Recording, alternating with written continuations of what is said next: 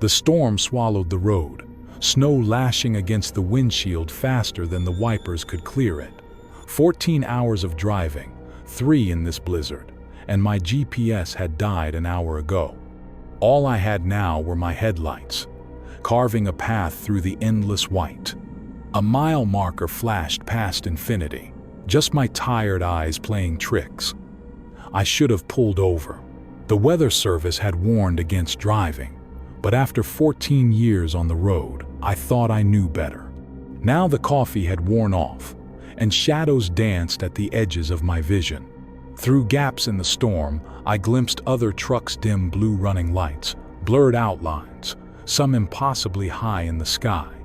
I'd seen them before, hadn't I? A road sign flickered past. Next exit, yesterday. Then another, memory lane, 14 years. That's when I saw him. A lone figure in a dark coat, standing motionless in my high beams, thumb out. Something metallic gleamed at his hip before vanishing beneath the folds of his coat. My grip tightened on the wheel. No one should have been out here. Not in this storm. Not at this hour. Common sense told me to keep driving. But I was so tired. And something about being alone with my thoughts tonight. Maybe it was the date, the 18th of February, the same as that night 14 years ago.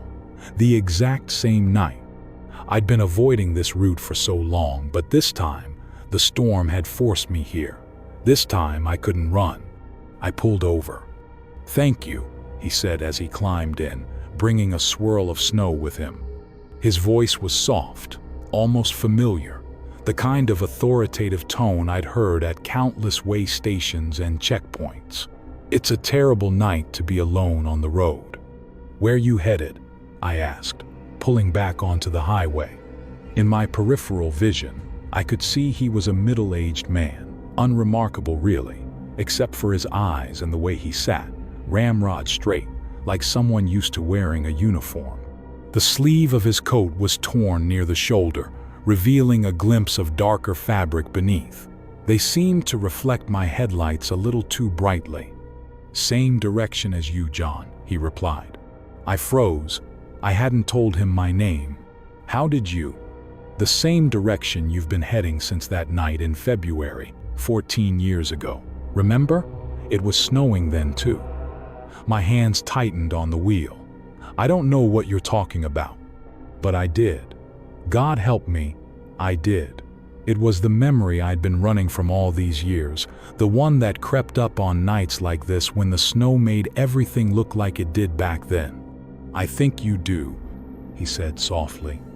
"You were tired that night too, just like now, pushing yourself too hard, just like now. Did you ever wonder about the other driver, John? The one in the blue Toyota?" My throat went dry. I'd never told anyone about the blue Toyota. It wasn't in any of the reports. I'd sworn I'd imagined it, just like I'd convinced myself I'd imagined the crunch of metal, the screech of tires on black ice. "Get out," I whispered. "We're not done yet," he said. His reflection in my side mirror seemed to flicker, and for a split second, I caught a flash of what looked like a badge on his chest.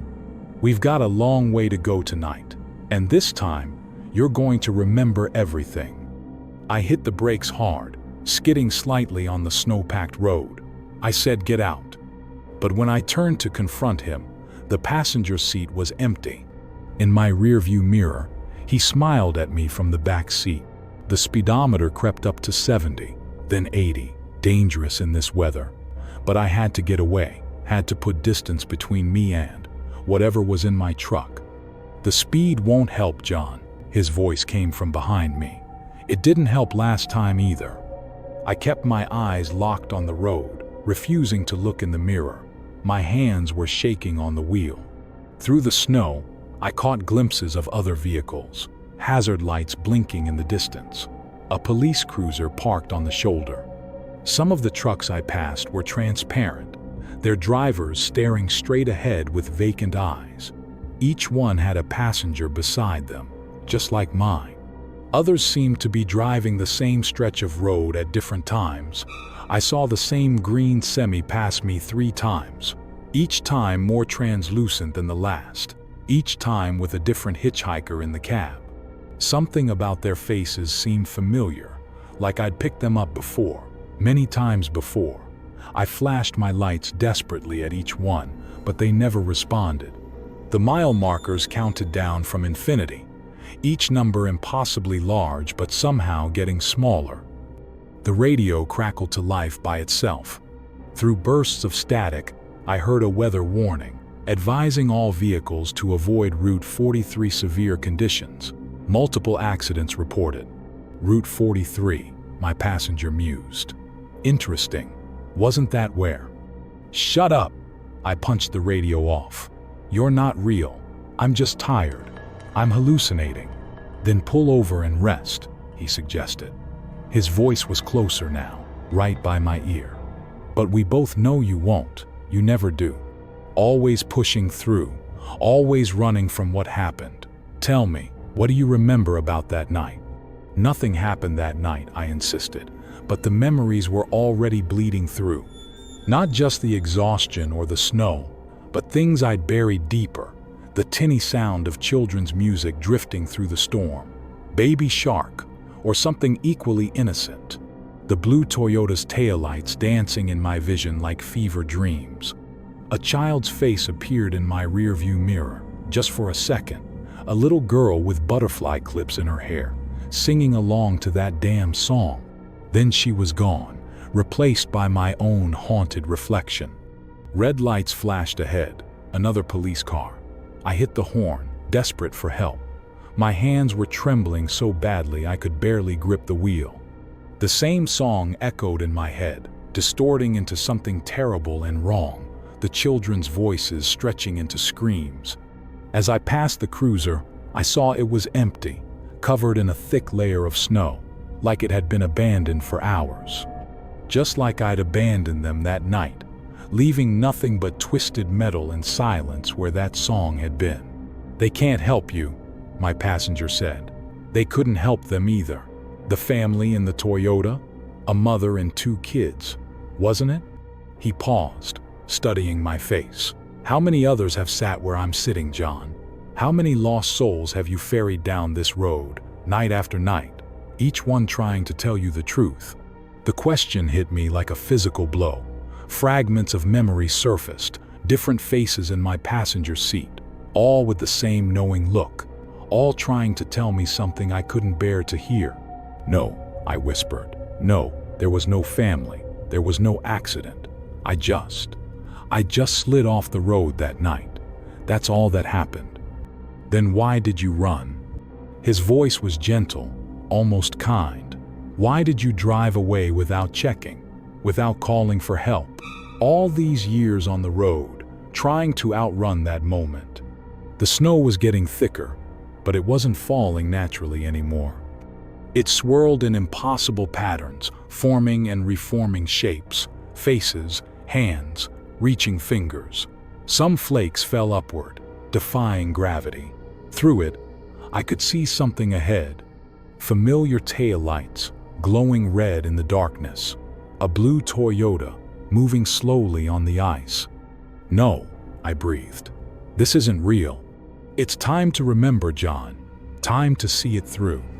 I gripped the wheel, but my foot stayed heavy on the accelerator. The Toyota's brake lights glowed red through the storm, just like that night. A woman at the wheel, 2 kids in the back. The girl's butterfly clips caught the light. She pressed a hand to the frosted window just like before. Memory hit like a crash. Locked hands, weightlessness, silenced voices, the taste of copper. Please, I whispered. You need to see, my passenger said, his reflection everywhere. 14 years, John. But tonight, you stopped. The Toyota slid. Just like before. My hands turned the wheel, though I wasn't steering. Impact. Silent. Their car spun, then vanished beyond the broken guardrail. But this time, my truck followed. Metal screamed. Glass shattered. Snow rushed up, swallowing me whole. Then blackness. I woke to dawn breaking over the mountains. No wreckage, no guardrail. Just my truck idling on the roadside, exactly where I had stopped. My passenger was gone. Had it been real? Exhaustion. A ghost reckoning. With a deep breath, I pulled onto the highway. The road stretched ahead, empty and endless. I didn't look back. I just kept driving,